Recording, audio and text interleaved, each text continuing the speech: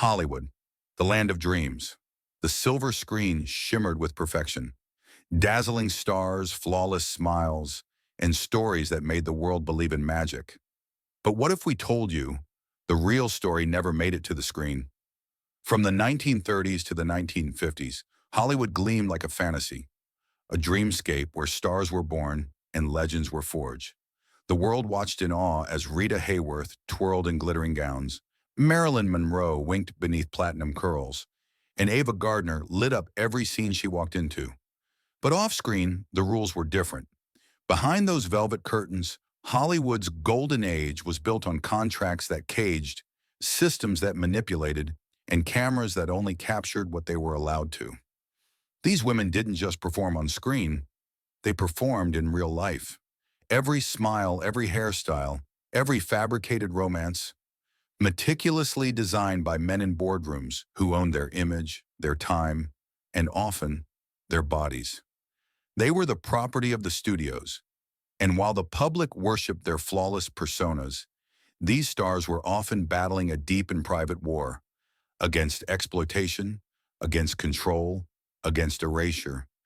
This is the story Hollywood never wanted you to see, because when the cameras stopped rolling, the glamour stopped too.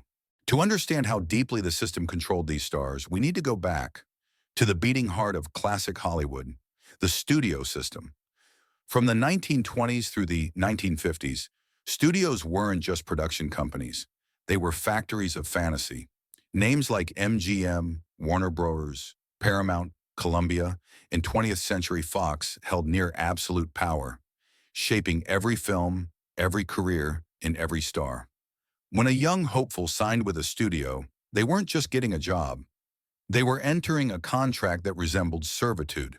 Studios dictated what roles they played, what interviews they gave, what they wore to events, even who they were seen dating and breaking a contract. It wasn't just difficult, it was career suicide. Actors had no publicists of their own, no managers looking out for their interests. They were often assigned handlers by the studio, people who kept tabs on them, scheduled their days, and made sure they stayed on brand. Even more disturbing, studios had the power to rewrite a person's identity. If your birth name wasn't marketable, it was changed. If your ethnicity didn't fit the image, it was erased. If your sexuality risked controversy, it was buried beneath fake romances and PR stunts. The studio didn't just tell you how to act, they told you who to be. This machinery created stars, radiant, unforgettable stars. But behind those lights was an industry that chewed people up and spit them out when they no longer served its narrative. And for women especially, the expectations were even more brutal. You had to be beautiful, but not too smart, seductive, but clean, desirable, but never too real. The very traits that made you iconic were often the very things that destroyed you. In the chapters that follow, we'll uncover the stories of three women who lived this paradox: Rita Hayworth, Marilyn Monroe, and Ava Gardner. Each of them became legends, but not before losing something they could never reclaim: themselves. Rita Hayworth, the woman who wasn't allowed to be herself in the 1940s. No woman embodied glamour quite like Rita Hayworth. She was the epitome of Hollywood allure. That crimson lip smile, that flowing auburn hair, that sultry gaze that made audiences melt in theaters around the world. She danced with Fred Astaire, seduced millions in Gilda, and graced the covers of every magazine that mattered. But Rita Hayworth, the woman the world adored, didn't actually exist. She was invented, piece by piece, name by name, inch by inch. Her real name was Margarita Carmen Cancino. Born in Brooklyn in 1918 to a Spanish father and Irish-American mother, young Margarita was trained in dance from the age of 3. Her father, a strict and often domineering man, pushed her relentlessly, grooming her for performance long before she had the chance to choose her own path. By her teenage years, she was dancing in nightclubs with her father, often in venues that catered to men far older than her. It was the only life she knew: dance, obedience, performance, a life that revolved around male control. a theme that would repeat itself again and again in her future. Her natural beauty was exotic, even striking. But in 1930s Hollywood, that was a problem. Back then, ethnic identity was not a selling point. It was an obstacle. Studios wanted their leading ladies to be Anglo-Saxon, marketable, American in the narrowest sense of the word. And so when Columbia Pictures signed Margarita Cancino in the late 1930s, they set about transforming her. They raised her hairline through painful electrolysis treatments to make her forehead appear higher. They dyed her naturally black hair into a glowing shade of red. They changed her name. Rita Hayworth, borrowed from her mother's maiden name, sounded more palatable to the American ear. Piece by piece, the girl who had been Margarita was erased. In her place stood a fantasy. Rita, the ultimate screen siren. She played the femme fatale, the dream woman, the unattainable object of desire. And yet in private, she was painfully shy, awkward in interviews, uncomfortable in crowds, and deeply insecure about her appearance. Even in her most iconic role, the 1946 film Gilda, Rita confessed that she was nothing like the bold, flirtatious woman she played.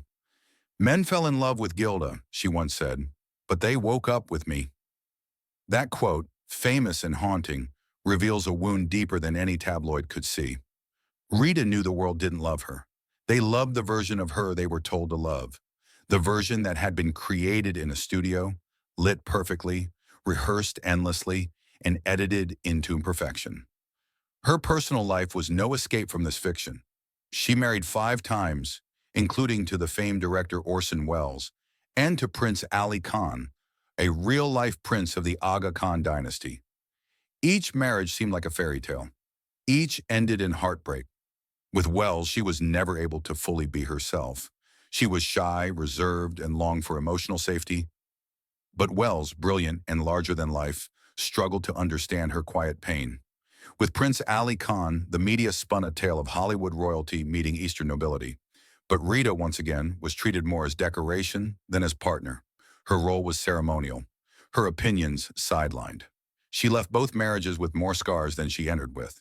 She also suffered from profound depression, something rarely acknowledged in her era.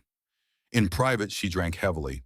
Friends reported her showing up on set emotionally distant, lost in thought, or clearly medicated.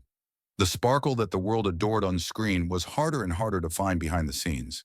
In her later years, her memory began to fade. At first, people whispered of alcoholism, but eventually she was diagnosed with early-onset Alzheimer's disease, long before the illness was widely understood. For years, her condition was misinterpreted as irresponsibility, forgetfulness, or even diva behavior. She became a shadow of the vibrant figure she once was. And yet, even as her mind faded, the image of her, Rita Hayworth in a slinky black dress, flipping her hair in Gilda, remained burned into pop culture. That, perhaps, is the most tragic irony of all. She gave everything to create an image. And that image survived while she herself was forgotten. Rita Hayworth died in 1987, age 68. By then, the golden age was long gone. The studios that had crafted her were relics. The directors who had molded her were mostly dead.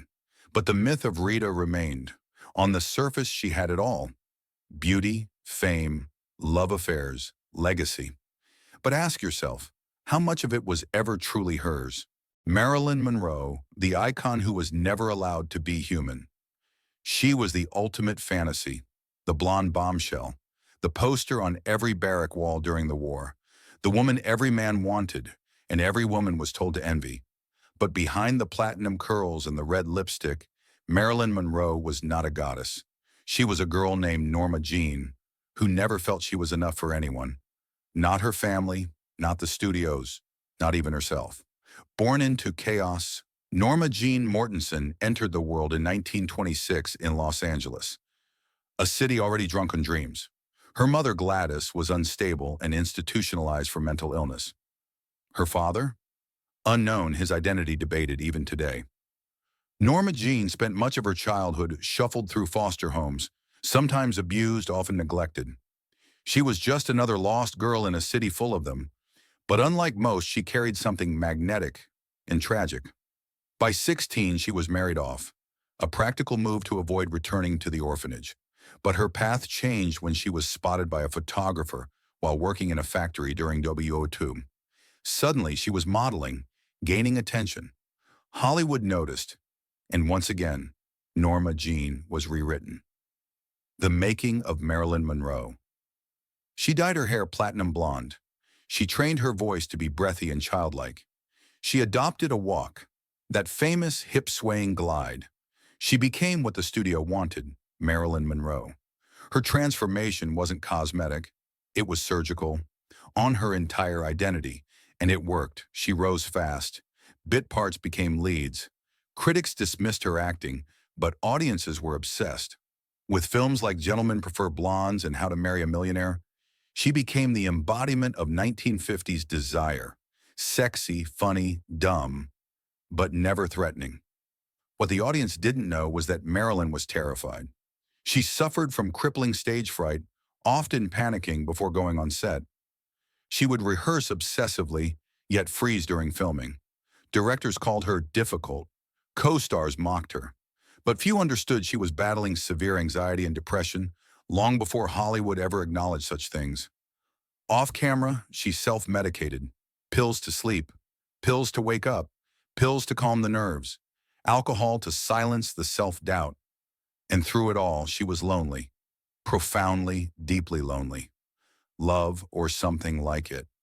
Marilyn was married 3 times. Each time she hoped she'd find an anchor. First to James Dougherty, her teenage husband, a marriage of survival, not love. Then to Joe DiMaggio, the baseball legend.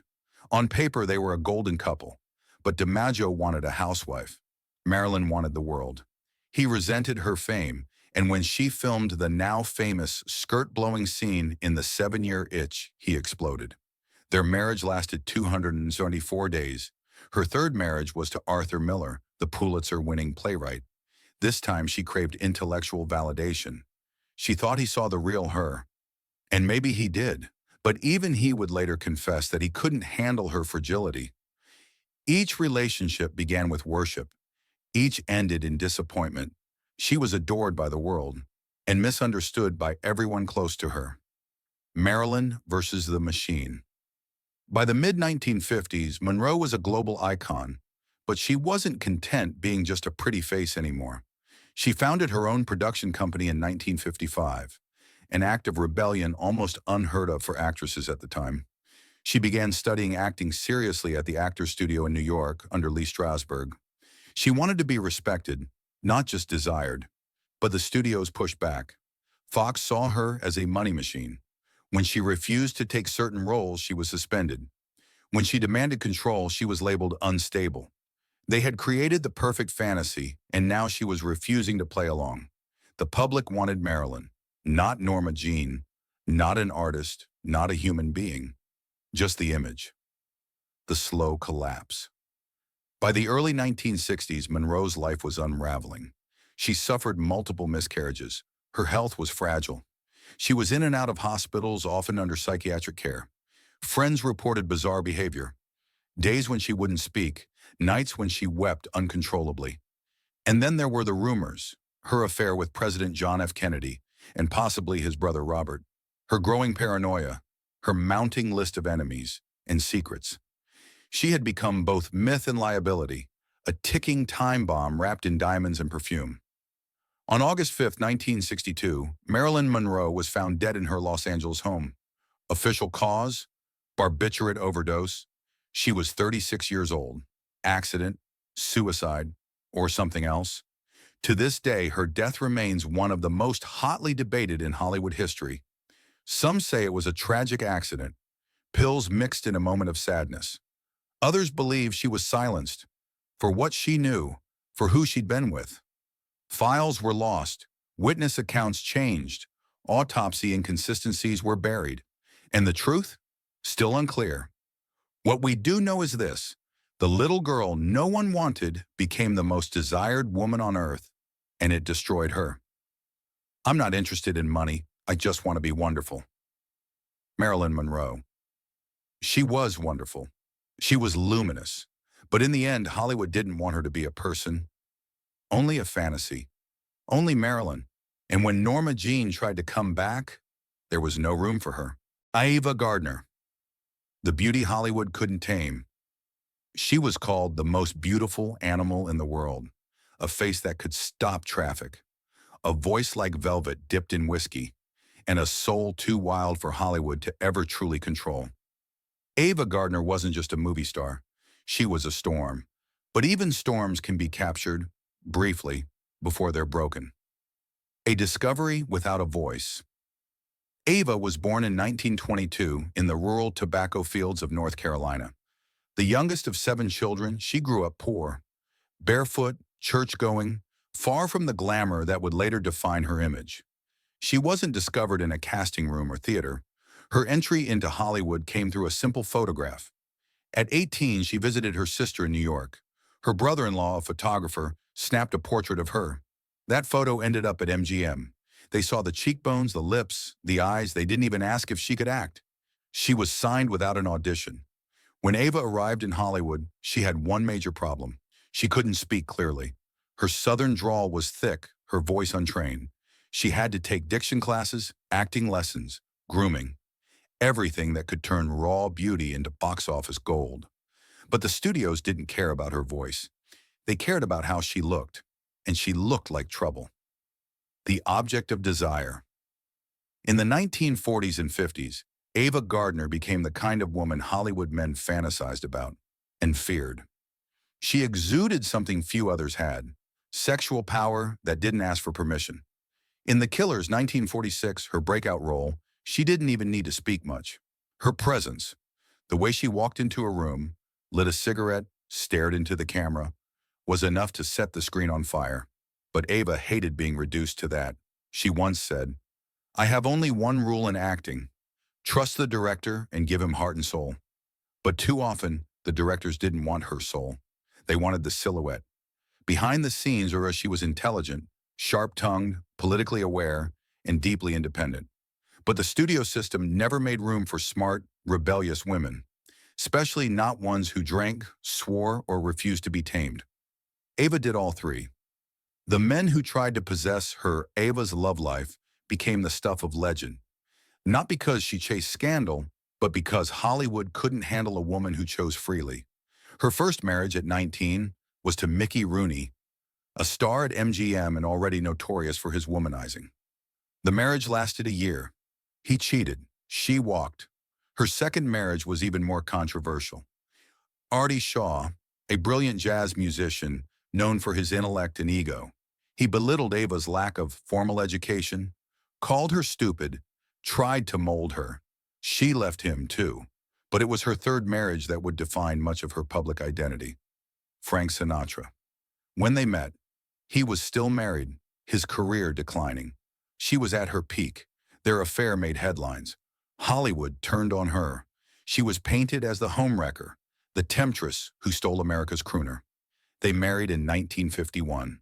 The press never forgave her. Their relationship was volcanic, passionate, toxic, deeply codependent. They fought, they drank, they loved each other fiercely, and hurt each other even more. Ava supported Sinatra emotionally and financially when no one else would. She used her influence to help revive his career, pushing for him to be cast in From Here to Eternity, which won him the Oscar. But in the end, it wasn't enough. They divorced in 1957. She never remarried. Years later, when asked if she regretted loving Frank, she simply said, "He was good in the feathers, but he was hell on the heart." Escaping the spotlight, as Hollywood grew colder toward aging actresses, Ava fled. She moved to Spain in the late 1950s, embracing a life of semi-exile. There, she drank wine, danced flamenco, and lived unapologetically. Without handlers, contracts, or the weight of expectation. She kept acting, but on her own terms. Smaller roles, European films. No more being MGM's prized possession. Her face aged. Her health declined. But for the first time, she belonged to herself. In her later years, she was diagnosed with emphysema, then suffered a stroke that left her partially paralyzed. Still, she refused pity. She once said, "I suppose my best talent, if you can call it that, is surviving." She lived alone in London in a modest apartment, far from Beverly Hills. Sinatra continued to send her money quietly for medical care. When she died in 1990 at age 67, she had no children, no heirs, no glamorous entourage, just legacy and mystery. The beauty that couldn't be owned, Ava Gardner remains one of the most enigmatic women Hollywood ever tried and failed to define. She wasn't created in a studio boardroom. She didn't play by the rules. She wasn't submissive. She wasn't predictable. And for that, she paid a price. She was called difficult, dangerous, doomed.